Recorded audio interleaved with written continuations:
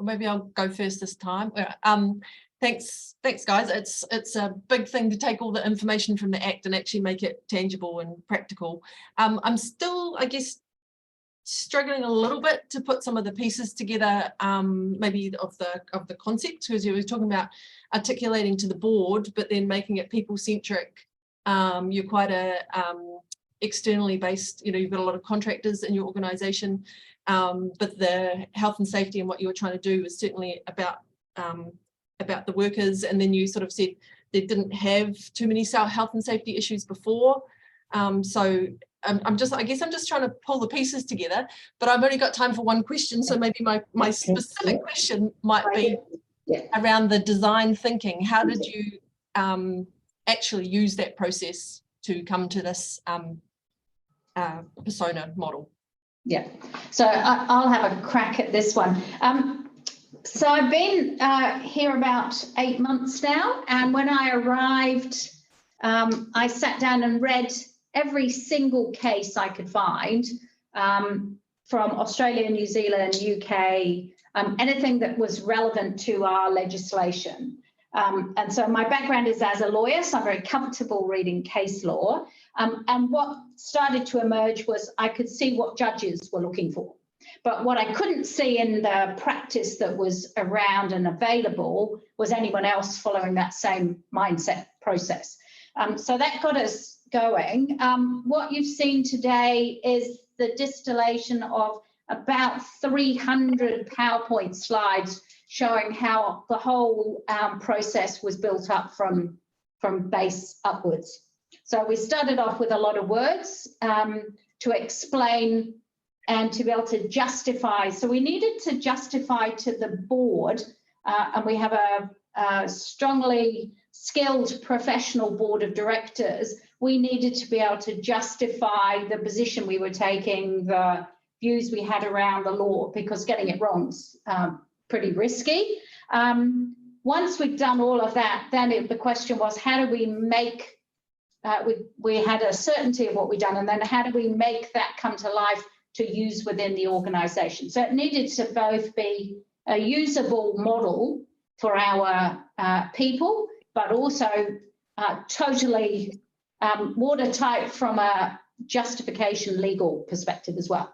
So I've been studying creative thinking for a very long time, but also been getting really engaged with design thinking and humanity-centered design. And so it sort of became, it was a flowing process where we could do this. And Mitch and I have built up a good skill set of bouncing ideas off each other. And sometimes it's just scribbling pictures.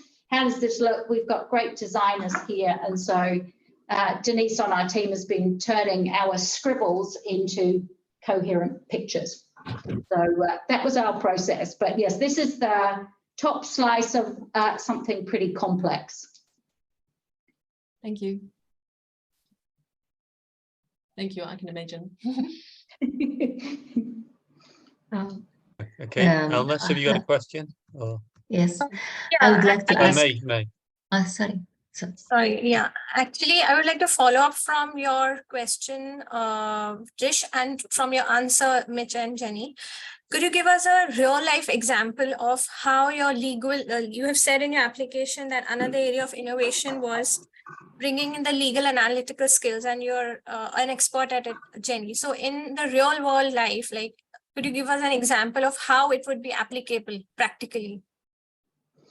So for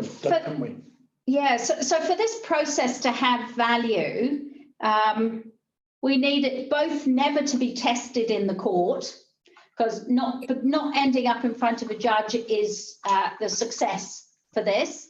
But if we ended up in front of a judge, we needed to be able to show that we had satisfied so far as reasonably practicable and the test around influence and control. So the analysis from a legal perspective is, what does that mean in a particular scenario, and could we evidence to a judge that we had done all of those things? And from reading every single case out there, those where people were unsuccessful at defending themselves and those where they were, from our reading, we could see that a thread was coming through. So even to the extent of our 9 steps of the process follow the thinking of a judge.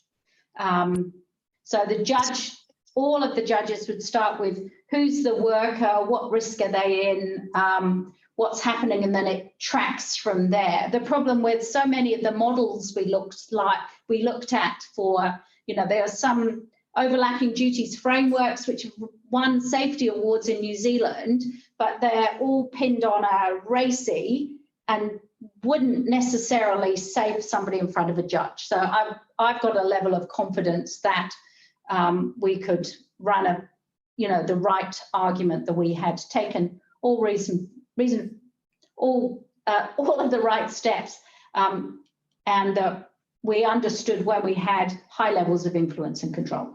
Yeah. Thank you, Mitch and Jenny. Thank you, Dr. Robin. Okay, May? Okay. Since when this practice deployment of this practice? I'll take this. Yeah. Okay, so we did a couple of tests, as we mentioned in our previous presentations. So we had there's been a number of deployments that we've used, and it is used on a regular basis. I'll give you an example that springs to mind. Is we had a young person who was going to be employed to carry out some maintenance around our building in terms of blowing leaves with a leaf blower and, you know, operating around our grounds using lawn mowers and so on and so forth. So we put him in as a persona, as a handyman, and actually was quite surprised about what our level of, so we obviously knew we had a lot of influence and control over him, but what our level of expectation was from him as an individual. New Zealand Act is a two-way street, you know, so the worker has obligations as well. So using the disc of responsibility, we were able to articulate what his obligations were in terms of his contractual obligations and have a health and safety, and also what our obligations were as well. And actually using the disc of responsibility teased out something that perhaps we were unaware of at the time, is that the guy is classed as a minor because he's under 18. So there was a different set of rules for health and safety in New Zealand for the employment of a minor. And had we not used the disc of responsibility, we wouldn't have flushed that out. So that was a really, really good test of actually, it doesn't just do one thing, it does a number of verb type actions that give us some output, which is tangible, and we can use that as evidence as well. But remember, dragging it right the way back to, we want to keep our people safe as well as doing the right thing. And that's what we're able to do.